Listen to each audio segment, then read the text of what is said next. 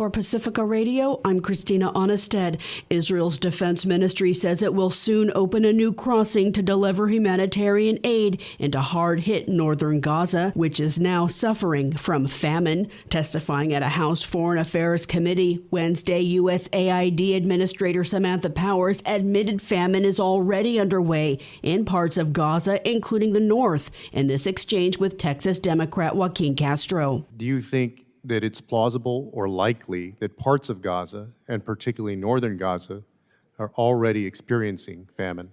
We believe that assessment is credible. So famine is already occurring there? That is, yeah. Yes. Activists with Code Pink disrupted Powers' testimony demanding an end to U.S. support for Israel. Samantha Powers, you say you're an expert in genocide. Will you continue to be a bystander of this genocide? I am a nurse. Healthcare workers can stop the genocide. Shame on you. You have blood on your hands. 14,000 children are murdered.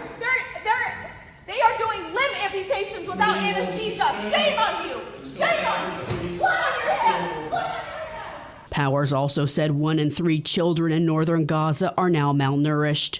Meanwhile, services were held for 3 sons and 4 grandchildren of Hamas's leader Ismail Haniyeh today, who were all killed by an Israeli airstrike in Gaza. Haniyeh said Hamas would not cave into pressure.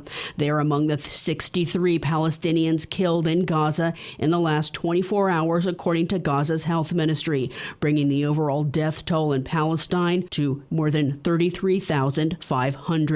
The latest strikes include a UNICEF aid convoy. Russian strikes in Ukraine killed 7 people, including a 10-year-old girl and a 14-year-old girl in the Kharkiv and Odessa regions. Strikes targeted a hospital and power grid, causing blackouts and a loss of power for some 200,000 Ukrainians.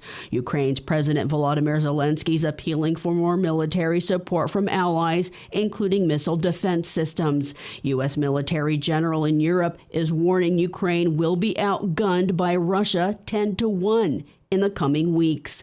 Meanwhile, the UK's Guardian is reporting in Russia a Ukrainian drone attack Wednesday killed 3 people, including 2 children, in the Kursk border region.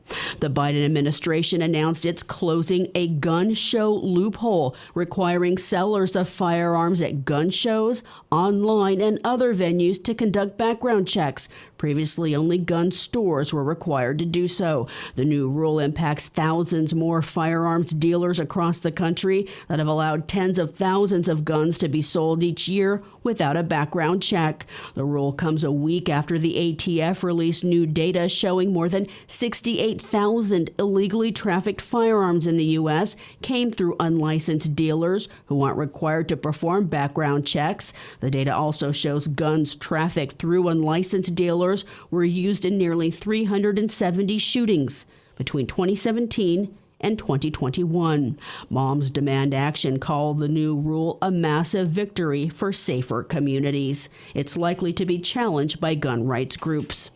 With his job on the line, House Speaker Mike Johnson is dashing to Florida to meet with Donald Trump this week. He's offered far-right Republican Marjorie Taylor Greene a seat on his own kitchen cabinet advisory group. Greene is moving to oust Johnson. The Republican speaker's now drawing closer to the MAGA forces that now dominate the GOP. A Trump campaign official says the meeting is set for Friday. The sudden moves come as the House was thrown into turmoil, unable to pass a national security surveillance bill, FISA, that Trump wanted to kill. Alex Gonzalez reports. Former President Donald Trump encouraged House conservatives to shoot down an update to a controversial surveillance law. Trump claims falsely that FISA was used to spy on his campaign. Johnson says the current legislation would have put in warrant protections for people inside the U.S. But these reforms would actually kill the abuses that allowed President Trump's campaign to be spied on. And there are massive new, for example, criminal and civil penalties